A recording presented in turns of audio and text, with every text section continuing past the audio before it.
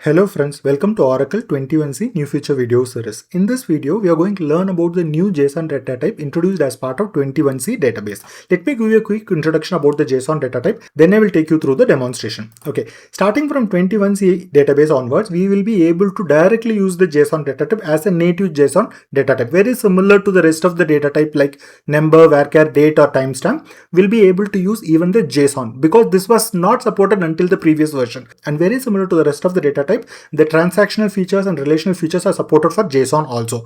And one of the most important usage with respect to this is we don't have to maintain, from an application point, we don't have to maintain two separate database, one to store the document information like a JSON and another to store the relational information. Now we can store both these information in the same table itself. Of course, as the JSON itself, it's a schema free, so we don't have to predefine the schema. JSON, we can store any information. Let me take you through a quick demonstration showing how to use this JSON as part of table creation script, DML script, and how to extract the specific information from the stored JSON information. Probably few of the JSON functions I will take you through, and the rest of the functions I will cover as a separate video series altogether. And then finally I will show you how to create index on the JSON also. Okay, but before that I just want to quickly show you the usage of JSON from a 19C database perspective, because that is where one of the main change you will start seeing from the 21C. Let me show you the documentation from 19C, then we'll see the demo from the 21C. So here is the documentation from 19C. As you can see here, whenever we want to create a table and we want to store the JSON information, generally we will create either as a varchar or a clob or a blob column, and then using a check constraint will enforce that the data what we are going to store is a JSON, valid JSON or not. It is not a mandatory. In fact, if we don't want to check whether the validity, we can even leave this check constraint. But if you want to enforce that only you want to store a JSON document, then we will be using this check constraint. Starting from 21C, we don't have to do these things. Directly, instead of varchar data type, we can directly use the JSON data type. Let me take you through the demo from 21C database now. Okay, let's start with the demo. I have connected to Oracle 21C Express Edition database. So here, to store information in a JSON, I'm creating a column and the data type as JSON. And unlike previous version, here we are not creating the column as a varchar or clob or blob, and then using a check constraint, we are enforcing the JSON information. Instead, we are directly giving the data type as JSON. And in case if the data we are trying to insert into this column is not a valid JSON, then we will get an error. Okay, here I'm trying to create a table with employee number, ename and address as JSON column data type.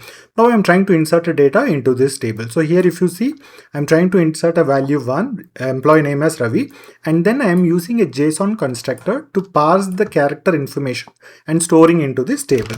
The data is inserted. Suppose if this information is not a valid JSON, suppose if I remove this brace, then we will get an error saying that JSON syntax error. So the automatic validation of JSON is automatically taken care as part of the data type insertion, and it is recommended to use this constructor while converting this character or clob column into this JSON data type column. Even if you're not using the JSON constructor, we will be able to insert into this column, but still I would suggest to use the constructor. Suppose in this second insertion, I'm not using JSON constructor, but still we'll be able to insert. Let me query from the table first, because we have inserted 2 records into this table.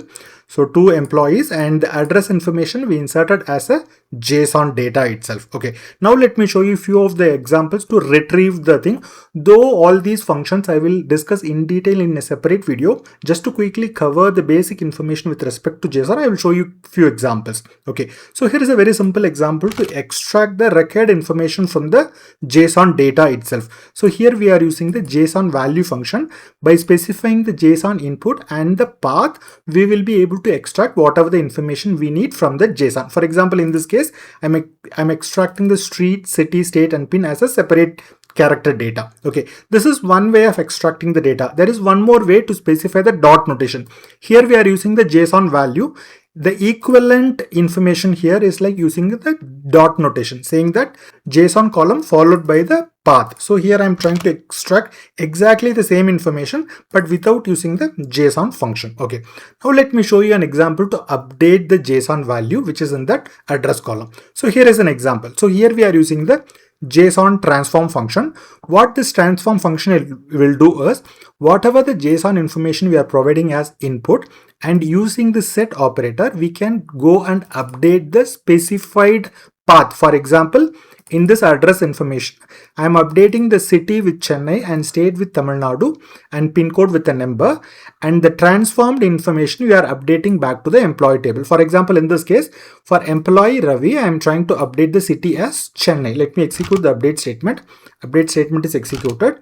So as expected, for employee Ravi, the city is updated with Chennai. Similarly, the rest of the information. Same way, if you don't want to update anything, you can just go and update the null information also. As expected, it will get updated with null information.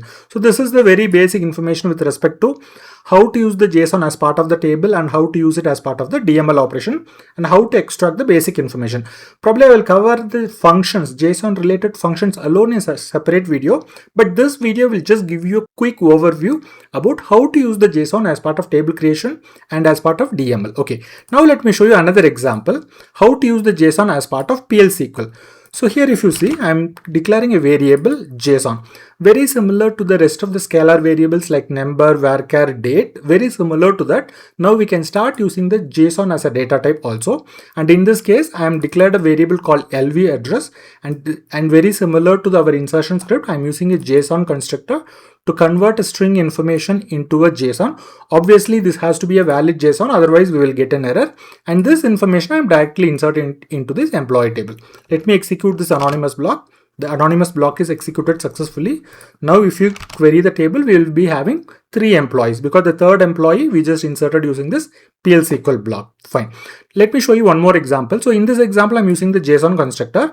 Here, instead of a JSON variable, I declared as a varchar variable, and the JSON information I stored into this varchar variable. But obviously, before inserting into this table, I am using a JSON constructor. So as always recommended, if you are working with a JSON, better use a JSON data type starting from 21C onwards. Otherwise, use a JSON constructor to convert a string information into JSON so that the automatic validation will automatically taken care. So the 4th employee also got inserted successfully, right? Let me commit. Okay, now let me show you one more example covering the usage of JSON as part of the PLSQL function or procedure. I'm showing you the example for function, but it is very similar for the procedure also. So in this case, I'm trying to create a function called get address function. For the given input employee number, I am trying to select the address information and I am storing into a variable called LV address, which is a JSON data type, and I am returning as a JSON data type. So here you can see I am just specifying return JSON. Very similar to the rest of the scalar variables like returning number or a character or a date information, we can start returning the JSON information also. Let me execute this block. So the function is created. So let me call this function. I am passing input as 4. That means I am trying to get the address information, right? Now the informations are returned, right? There is one more function like JSON serialize. Basically, if you want to print a pretty information about a JSON, like very similar to rest of the programming languages, we can use JSON serialize along with pretty option. So this will just print the information in a much aligned format, something like this. Okay, let me show you the very last example covering the usage of index on the JSON. Okay, so here I'm trying to create an index very similar to how we used to create on a like a number or a varchar or a date column. Just want to show you that the very similar way we will not be able to create, because when you say create index, it will try to create a B-tree index, but in a JSON column we will not be able to create a B-tree index. Either we have to go with a function based index or a search index. So here is an example to create the function based index. That means I am using a JSON value followed by a path and city. So whenever we use this function, obviously this index will be used. So the rest is the next index is a search index. So search index is again another type of index. Probably I will cover a index alone with respect to JSON in a separate video, because that itself is a slightly bigger topic. But just to give you a quick introduction, we'll be able to create 2 types of indexes on the JSON column. One is like a function based index, another is a search index. So this is how we'll be able to create. So I've created both the indexes. Now let me show you how the index will be used. I'll show you for the function based index. Probably the search index I'll cover completely cover in a separate video. Okay, so here I'm trying to call a query saying that select star from employee using this function, because we just created a function based index on this JSON column. Let me execute this so that the explain plan will be created. Now if you try to read the explain plan, you will be able to see here it is using the index range scan, that is index is I2 is used. I2 is nothing but the function index what we have just now created.